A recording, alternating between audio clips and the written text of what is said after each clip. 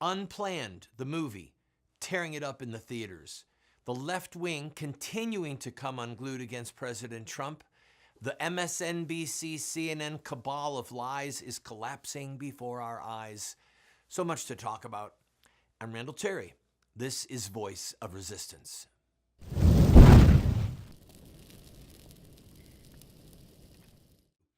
A lot to talk with you about today, friends. Let's talk about the movie Unplanned. I saw it yesterday with my entire family, our 4 boys, teenagers, and I mean to tell you, it's an intense movie. If you have not seen it, I highly recommend that you go see it. If you have teenagers, I highly recommend that you take them. If I could work my will, everybody with a child 11 and older would be taken to see the movie. It has an R rating, as you probably know. The R rating is because of 3 specific scenes that depict the killing of babies in one form or another. And they are very troubling, very horrific to watch. There's a lot of irony packed into that it gave it an R rating, but I'm really thankful that the filmmakers refused to buckle. The hypocrisy of the rating system, the MPAA, is palpable. If you think about how many movies have a PG-13 rating that have unthinkable violence. But the violence of abortion was evidently so troubling to them that they tried to force the filmmakers to take out the 3 scenes, and they refused. Good for them.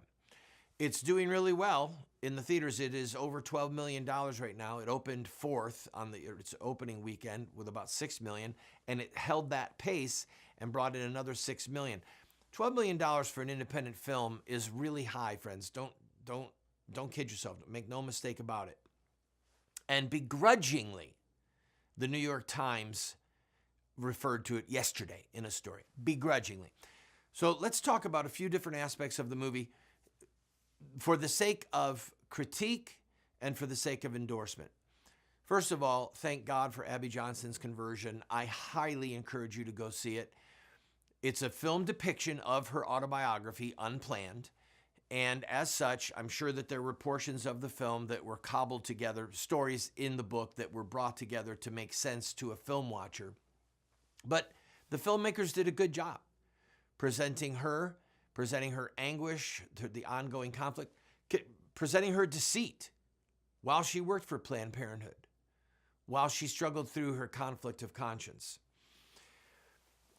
Back to the rating, you know that a 15-year-old cannot go to see the movie without their parent or an adult. In most states of the union, it is legal for a 15-year-old to go and kill her baby without anyone's consent, without anyone's knowledge, without any parental supervision or a parent signing off on killing this child. But they can't see the movie. Is that a perversion? I shouldn't even smirk. It's so sick. It's so despicable what we have. Planned Parenthood is the largest baby killer in the Western Hemisphere. Perhaps the world with the exception of China, that has some, we don't know for sure, but probably 1 to 2 million murdered babies per year because of their one-child policy. Planned Parenthood is a despicable, demonic, God-hating, Christ-hating organization. And they do a decent job showing that in the movie. And for that reason alone, I'm thrilled that the movie went out. One of the low points of the movie was that they tried to depict the aggressive pro-life activists who are showing signs of aborted babies as being a problem, as being not the way to go, that pro-lifers should just get along happily with pro-abortion baby killers, people that are working at these abortion mills, kind of like you'd see Jews standing outside of Auschwitz shaking hands and getting along well with the people who worked in the ovens killing Jews. It just was distasteful and in many ways dishonest.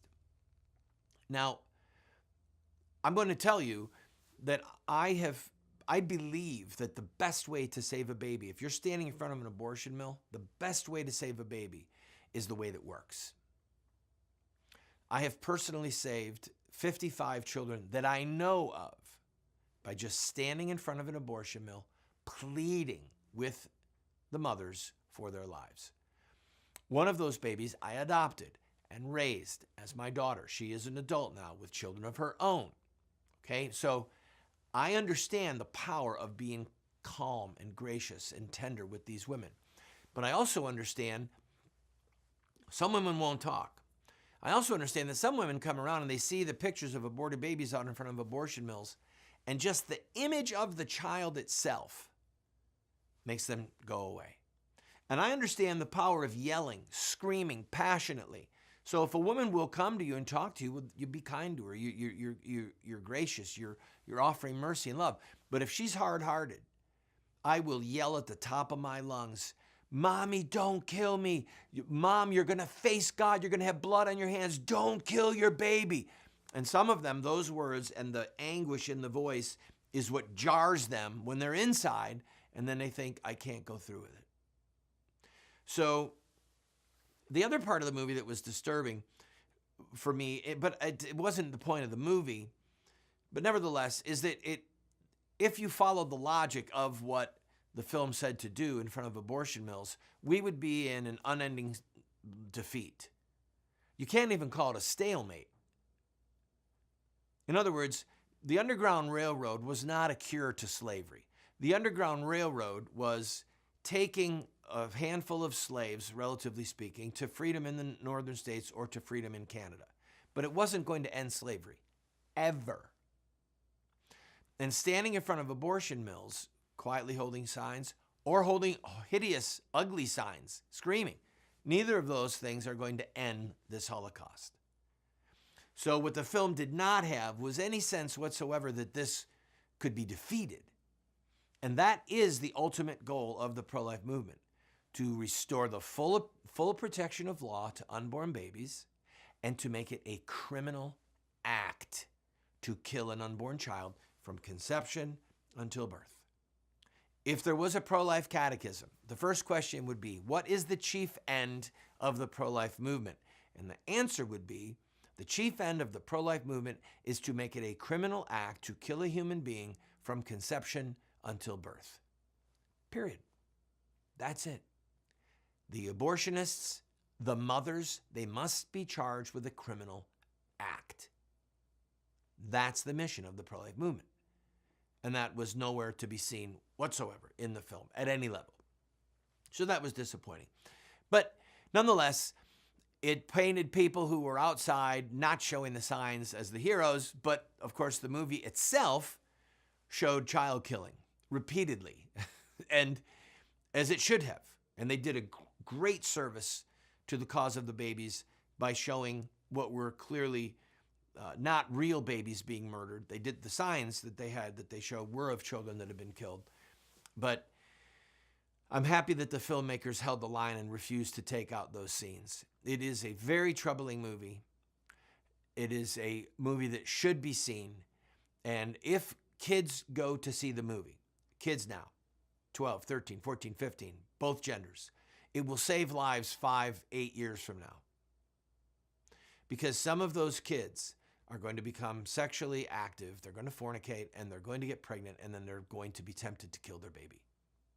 And the memory of this movie will save some babies from death. It's just that simple. And sadly, the statistical data that has been garnered shows that the level of child killing in various Christian denominations is consistent with child killing throughout the entire nation. Evangelical, Baptist. I was standing outside of an abortion mill years ago. And the pastor, the son of the pastor of one of the largest evangelical churches in the community, came with his girlfriend to kill their baby. I'm thankful that I was there, and I talked them out of it. And I said, turn around and go right now. You can't kill this baby. You can't do this. And I reached out to the father, called the dad. But I'm happy to tell you that that baby is alive and would be in his 30s now. So we can say babies, but friends, the goal is to make it a crime. I'm way over on this segment. I hope this has been a blessing. Go see Unplanned. Recognize that there are some faults in the film, but I'm so happy that they made it. I'm so glad that they didn't cave in and that they kept the horrifying depiction of abortion that is in the movie. I'll be right back. We've got a lot to talk about.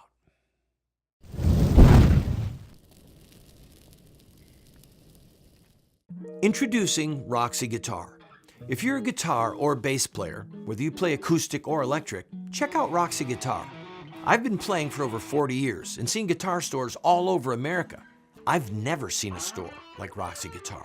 Roxy Guitar has over 700 guitars in stock, over 1,500 pedals, over 200 amps. For the beginner or price-conscious buyer, there's Michael Kelly guitars. For the serious player or professional, Roxy Guitar has the finest selection of guitar lines I've ever seen. You know I love Warrior guitars. Roxy Guitar has over 100 Warriors in stock. They have Heritage, G&L, Gretsch, John Sears, BC Rich, Duesenberg, Dean, legendary guitars at great prices, including pre-owned Gibsons, Fenders, and more. Let them know you heard about Roxy Guitar from Randall Terry and receive 10% or more off your purchase on select items. Go to roxyguitar.com.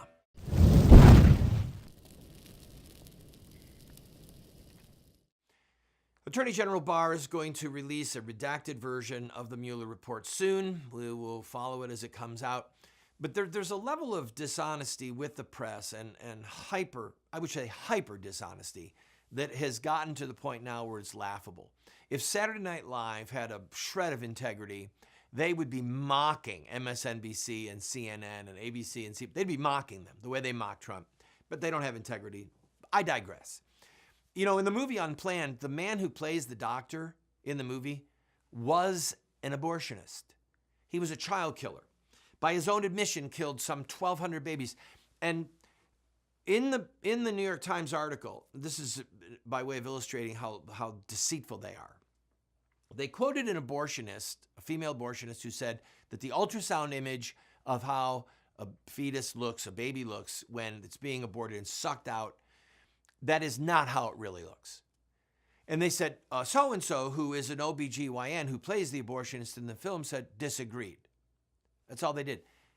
They didn't say so-and-so OBGYN who performed 1,200 abortions. You don't perform an abortion, you commit an abortion. Who committed 1,200 murders with his own hands and used to use that technique. Says, no, that's what they look like. They didn't do that. They could have, the reason they didn't do it is because when you say, look, I was an abortionist, I killed babies, and yeah, I used the ultrasound to kill the babies, this is what it looked like, it would silence the whole argument. They're so deceitful by omission that they just can't bring themselves to tell the truth because they know it would sway people. Speaking of omission, this is late news, but it's still funny. Rachel Maddow, who is affectionately known as Rachel Mad Cow, when the Mueller Report came out, and she did her show, she was flailing about, talking about the possibility that there's still going to be an obstruction charge, just going on and on. It was 18 minutes into her show, 18 minutes in, before she even said that there was no Russian collusion found. Now, MSNBC and CNN were on the verge of a ratings collapse when President Trump was elected.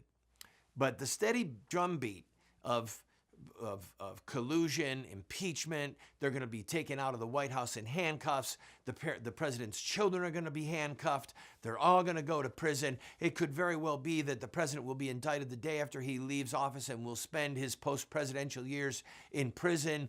The Stormy Daniel, the hooker, and the hooker's attorney, who's now, by the way, under indictment and is probably going to go to prison for an attempted extortion or some criminal act.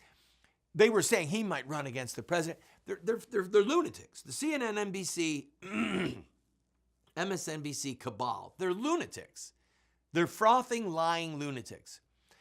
And their ratings right now are collapsing.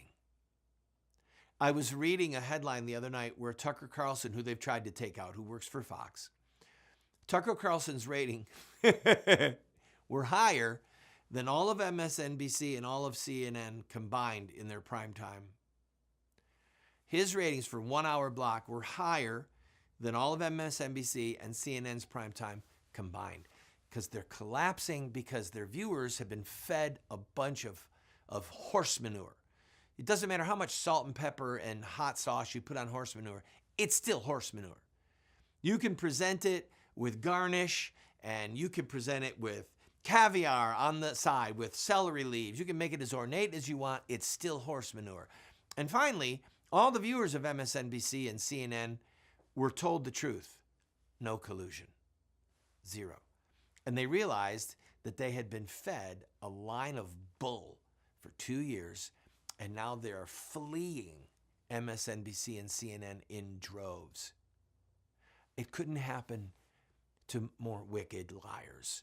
I'm so happy. It's just so happy to watch. President Trump's approval rating is at 53% right now, after all of this nonsense. I'm going to take a break.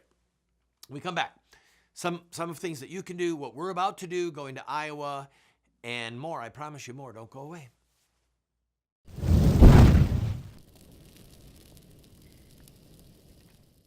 I also want to speak tonight directly to Muslims throughout the world. We respect your faith. Its teachings are good and peaceful. And those who commit evil in the name of Allah blaspheme the name of Allah. We have reaffirmed again and again that the United States is not and never will be at war with Islam. Islam teaches peace. Islam is a religion of peace. They are not Muslims, they are monsters. We've been told that Muslim terrorists have hijacked the peaceful religion of Islam. But Islamic art and literature tell a very different story. To know the truth, we only have to study the narrative of the founder of Islam, Muhammad, in his own words.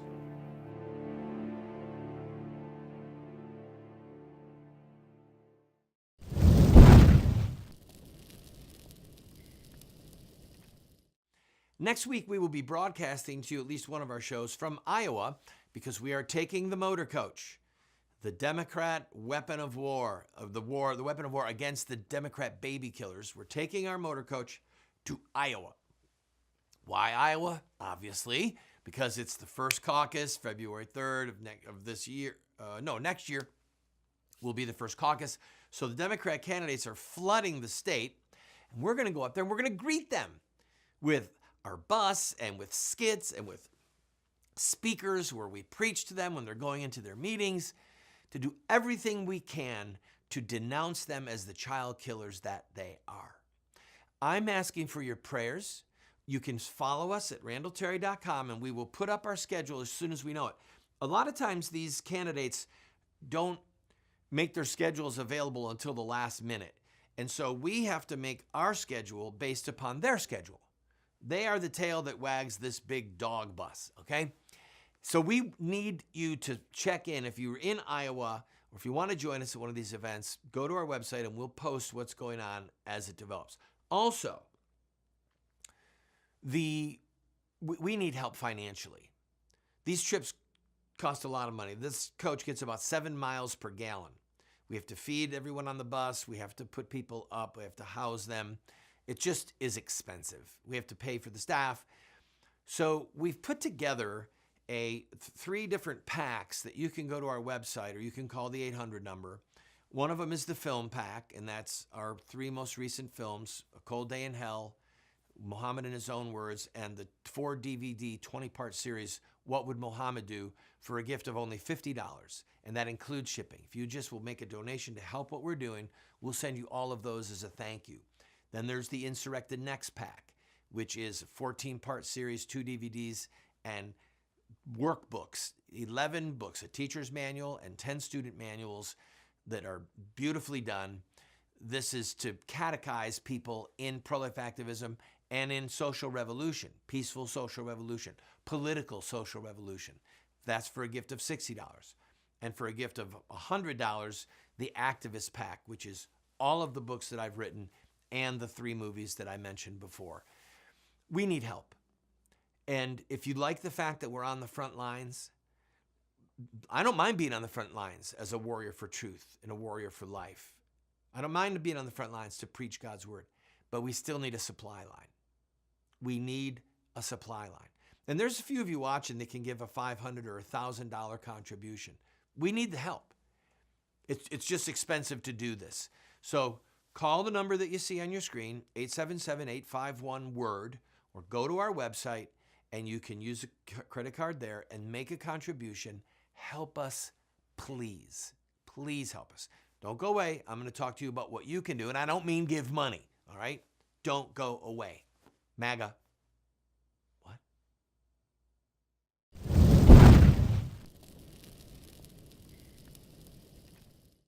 What Would Mohammed Do? Islamic Terrorism Explained is the best movie series documentary ever produced on the life of Muhammad and Islam. How do I know? Because it's what critics are saying. John Moore, radio host and author, said, "I learned more from What Would Mohammed Do about Islam and Islamic terrorism than I've learned from everything I ever read and watched in my entire life." Friends, this is what the experts are saying. No one has ever done what we've done. I encourage you to get 1, 2, 4 copies. Call 304-289-3700 or order it at the address or the website that you see on the screen. Introducing Roxy Guitar. If you're a guitar or bass player, whether you play acoustic or electric, check out Roxy Guitar. I've been playing for over 40 years and seen guitar stores all over America. I've never seen a store like Roxy Guitar. Roxy Guitar has over 700 guitars in stock, over 1,500 pedals, over 200 amps. For the beginner or price-conscious buyer, there's Michael Kelly guitars. For the serious player or professional, Roxy Guitar has the finest selection of guitar lines I've ever seen. You know I love Warrior guitars. Roxy Guitar has over 100 Warriors in stock. They have Heritage, G&L, Gretsch, John Sears, BC Rich, Duesenberg, Dean, legendary guitars at great prices, including pre-owned Gibsons, Fenders, and more. Let them know you heard about Roxy Guitar from Randall Terry and receive 10% or more off your purchase on select items. Go to roxyguitar.com.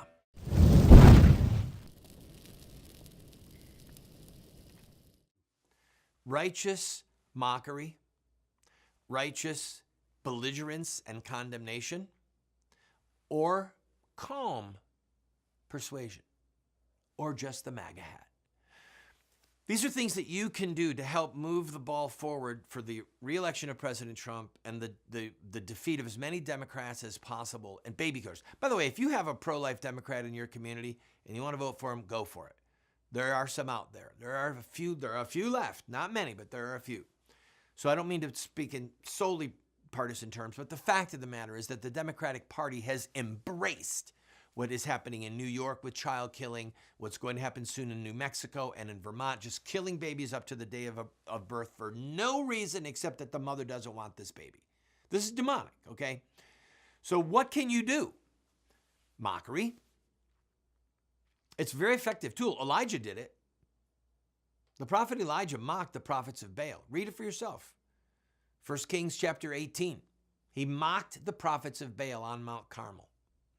Might be 2 Kings 18. You have to look. I apologize. I'm going from memory. But he mocked them.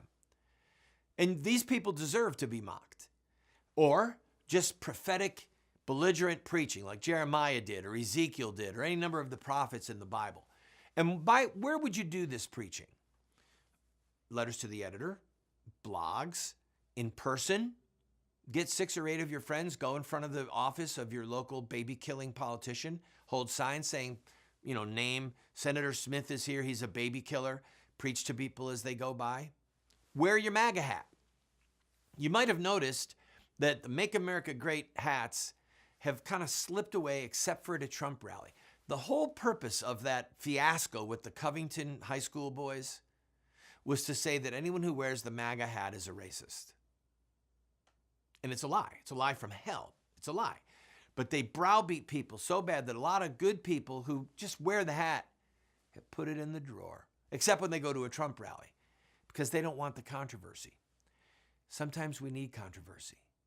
So these are some of the things that you can do to undermine the God-hating, baby-killing Democrats, and for whatever party they're from, and to push the ball forward for righteousness. In other words, be a fearless voice wherever you can be. Do it. God bless you. See you next time.